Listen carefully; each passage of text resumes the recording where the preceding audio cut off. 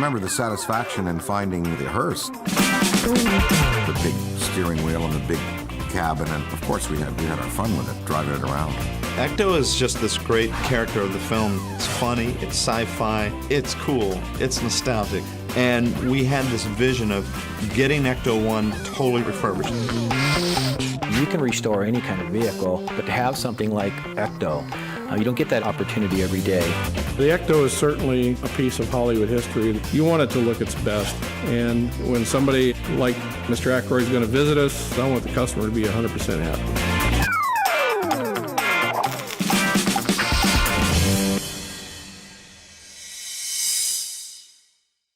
One of the interesting things when we started the refurbishment piece was realizing that Ecto 1 really is the genesis of Dan. He knew that there was this car he had in mind. Dan is so technical.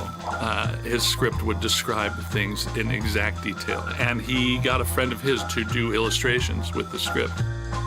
The car originally was black with all kinds of really black electronic brushed boxes on it and you know, deep purple lights and everything. And then we paint it up and bring it out as follows. This was a lighter, kind of a brighter paint scheme. You can see that we made the right decision there.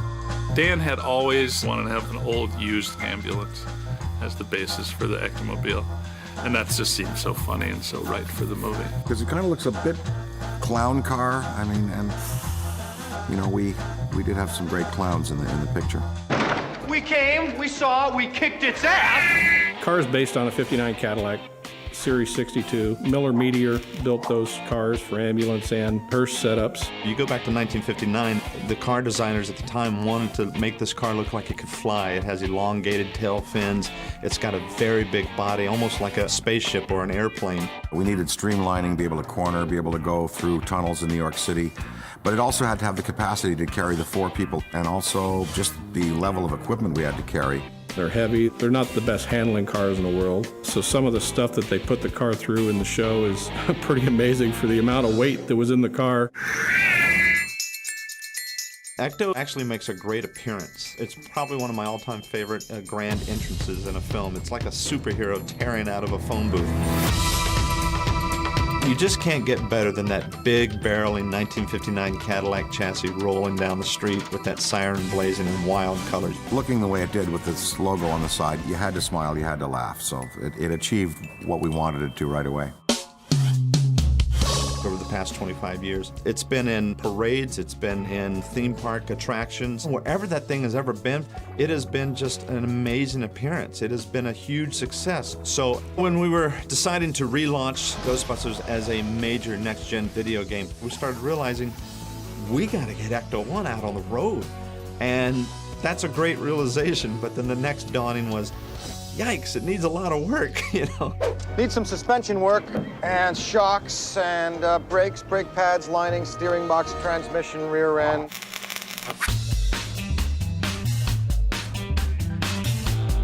I got a call from Keith Hargrove, asking me, we want to use Ecto like a promotional bit, and we're thinking about, cleaning thing up real nice, make it look great.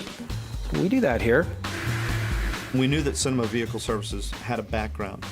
First time you visit their warehouse, it is an eye-opener. If you say, I need 17 police cars from circa 1984, they have it, or they'll build it. And Ecto 1, we just felt like we had a perfect fit, and that's when the refurbishment process really took off.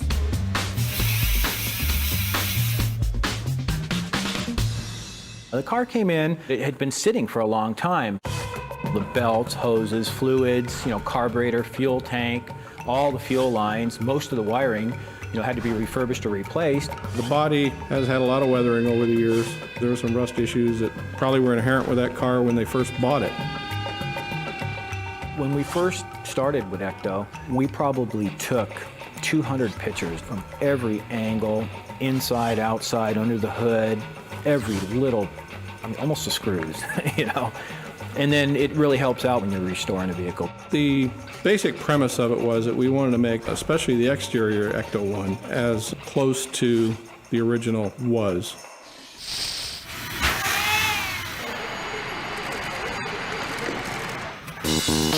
We disassembled what we needed to on the exterior components. We sent all the exterior components to our different departments, to fabrication, electrical, and had those parts gone through.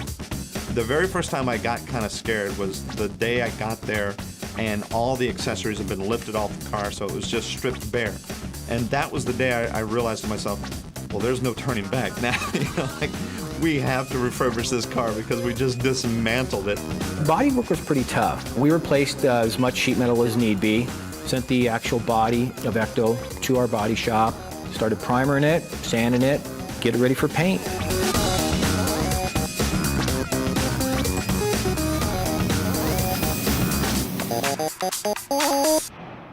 And then it was time to put Ecto back together.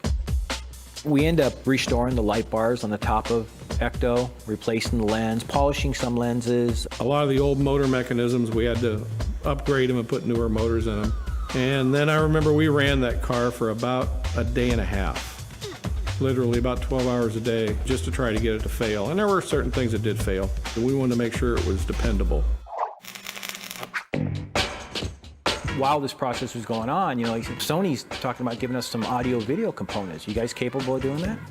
Sure. A few issues on the audio equipment that you and I have been talking about is making sure, first of all, that when we put it in, it doesn't look too out of place. You know, we need to sneak it in strategically to where everyone doesn't go, hey, that wasn't a part of the original, you know, so we want to keep the asset pure. They wanted to upgrade it a little bit, but there again, just not take away from the fact of what it was. Instead of just plopping speakers where people would traditionally put them in door panels, we're going to hide them. Yeah, we have a couple hidden Places. compartments. Because this was a combination hearse ambulance body, there was all these little side compartments and doors and everything fit really cool into it, like it just existed. So it is actually something that just turned out perfectly. Even the DVD audio-video system we put up in the upper compartment where the divider panel is between the driver compartment and the rear compartment. It's all hidden away, so when you look in Ecto, it doesn't look like this thing's been completely modified. The reaction you get having that car here is unbelievable. Everyone that came here, if they had a glimpse of it, it's, oh wow, it's Ecto, I want to take a photo with it. It's like, oh no, you can't. As far as the fan aspect of it, we were doing research on the cars, and I came across fan websites, and it's kind of neat that these people build replicas of cars.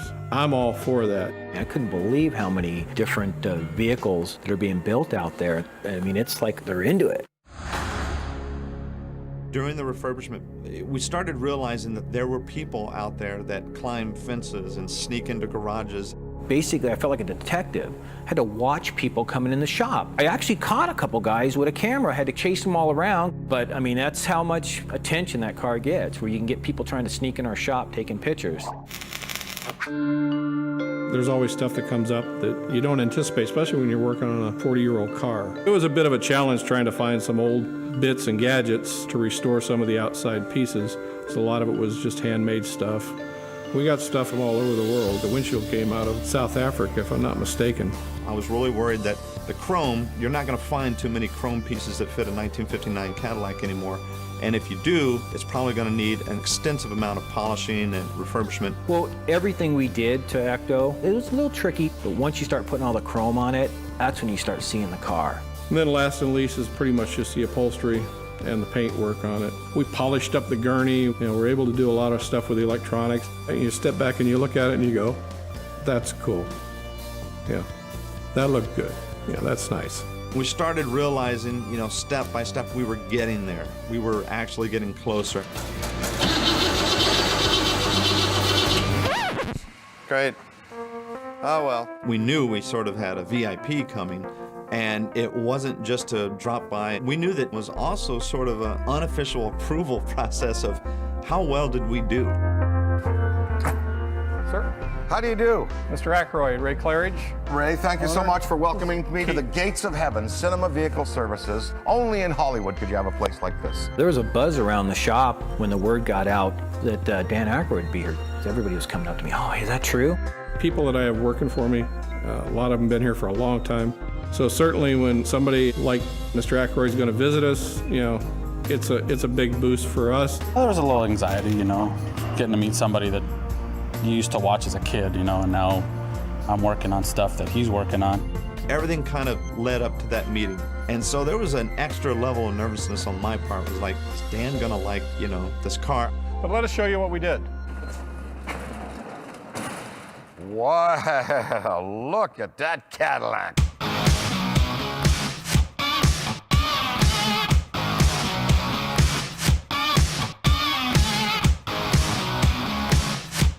First time you see the car on film, you're like, wow, it's a big car, it's pretty impressive. First time you see it in person, I mean, it is honking huge. It's the prehistoric SUV. Congratulations, first of all. I mean, this is magnificent. It's been an endeavor of Thank joy. you. Oh, it's beautiful. I'm sure he was surprised seeing the car from, 25 years ago to now, seeing it in a different state. Well, when he first saw the car, I think he was quite surprised at how much of the originality was still there. And it shocked me of his knowledge, actually. I mean, he knows a lot about those old Cadillacs.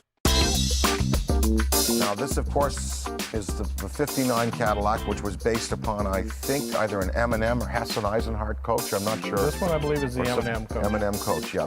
58, a little different fin. But I mean, that is positively just impaling.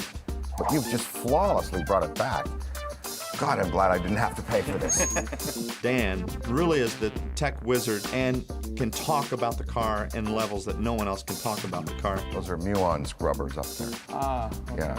We had lost that in translation. Everything on there has a reason, for sure. There's a radio, GPS locator. There's, high-intensity microphones, EMF scrubbers. It was all related to the hardware needed to go out and do what we had to do, which was a dirty, dirty job. Dr. Spengler had to miniaturize this for mobile purposes. That's how brilliant Dr. Spengler was, you see. It was very tough to get it back up and running since we I know. didn't have the schematics on it. No, that's right. He had a backstory for every gadget, and he wasn't making it up. Theoretically, if you gave him enough time and enough money, he could make that stuff work. Now, these condensers in here, I assume, are for these landing strobes that we have. These are aircraft landing strobes. You really get that thing that it was not just another prop, that it wasn't just something in their holster. It was like a buddy that was along the ride for the filming. Even when the camera wasn't working, I think we took it for a few spins. I know Murray and I went around the corner for a cigarette. In it a couple of times, absolutely. I used to take naps in the back seat there because you've got the jump seats, and it was the perfect length to stretch out, We were in the back seat, and he was looking at the DVD display of the movie. And at that moment, he was just a guy enjoying the movie and enjoying the car. Kind of brings it all back again. I'm so proud of the way it holds up, really. The film holds up really, really well. Yeah, I think he wanted to, just for old time's sake, get in it and rev it up and drive it, and just to bring back his memories too. Sounds good. Cool. Oh, he was chomping at the bit, I think. He jumped right in and fired it up. Feels good, man. So we're going to take this thing for a little cruise. It's got that beautiful Cadillac motor. I pushed it pretty hard at driving it, absolutely. I got some sparks out of it and leaned on it a little bit. Oh, yeah, they got it running good. Just seeing him take off and hearing him corner around a couple of corners, it was like, oh, that was cool. That was cool watching those two get together again. I think he'd have taken it home if he could have, but it made it out and it made it back, so our job was done. As we were really getting close to the end of the refurbishment process, it was quite a journey. There was a lot that we were impressed with Cinema Vehicle Services. We did this for the promotional value, of course, but as the process kept going, we started realizing we're doing this really for the fans. We put so much time and effort into the car.